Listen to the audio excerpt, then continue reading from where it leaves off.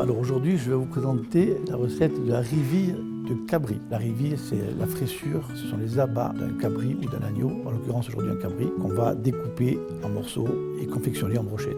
Dans les abats, on retrouve le cœur, le rognon, le foie, le poumon et les riz. Et on rajoute le voile, la crépine, et les boyaux préalablement nettoyés, bien sûr.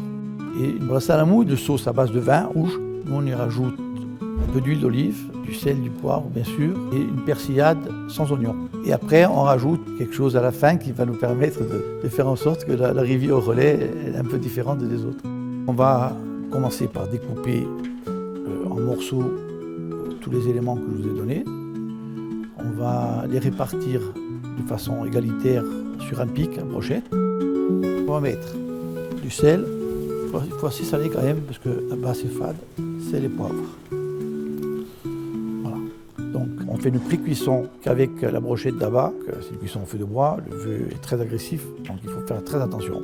La particularité de cette recette, c'est qu'on part d'une cuisson lente. Une fois que celle-ci est pré-cuite, on la laisse reposer. Il faut humidifier un peu la crépine pour pouvoir l'enrouler autour de cette brochette. Et à partir de là, on va y rajouter les boyaux qu'on va tresser autour de la brochette.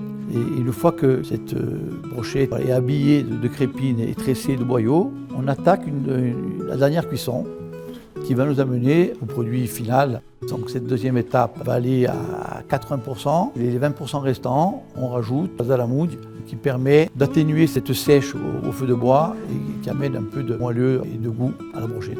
Le résultat se situe dans la cuisson. Une fois que la cuisson est terminée, bien sûr, on coupe la riville en deux et on tronçonne pour qu'apparaisse dans l'assiette un peu la composante générale de la brochette. C'était un plat qu'on mangeait à la Noël. J'ajouterais que c'est plutôt un plat religieux. Et c'est aussi à Pâques, où on avait les agneaux de Pâques. Donc c'est le plat traditionnel qu'on retrouvait dans nos familles.